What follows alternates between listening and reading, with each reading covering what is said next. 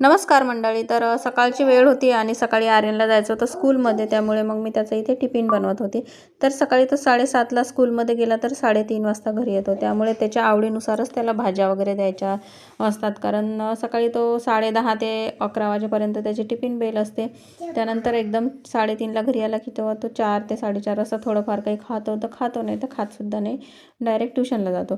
तर सकाळी त्याला सोयाबीनच्या वड्याची भाजी पाहिजे होती. मग मी 7:30ला तो जातो, तर 7:15ला मी स्वयंपाकाला लागले तरी माझा 15 मिनटात त्याचा टिफिन तयार होऊन जातो. मग मी त्याला इथे सोयाबीनची भाजी वगैरे बनवून दिली. नंतर छान चपात्या वगैरे केल्या आणि त्याचा टिफिन वगैरे पॅक करून दिला. त्याला चहा वगैरे दिला आणि तो गेला स्कूलमध्ये.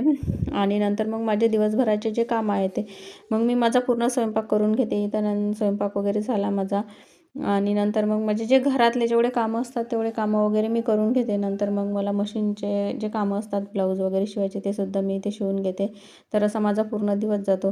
तर असे सर्व काही कामं करून जर आपल्याला घरातलं कोणी, आता मला तर कोणी असं बोलत नाही आहे, पण मी सांगते की जर असं कोणी बोलत असेल समजा आपल्याला की बा दिवसभर तुला काय काम असते, तर आपण अशांना काय बोलणार आहे की दिवसभर मला काय काम असते किंवा घरात बसून तुला 1 रुपया कमवायची अक्कल नाही आहे. तर मुलं सांभाळण्यापासून, बाहेरचं सर्व आणण्यापासून, पूर्ण घर सांभाळण्यापासून, प्रत्येकाच्या आवडीनिवडी जपण्यापासून, त्यानंतर असे जे हे शिल्लकचे कामं असतात हे सुद्धा दिवसभरात करत असतो आपण.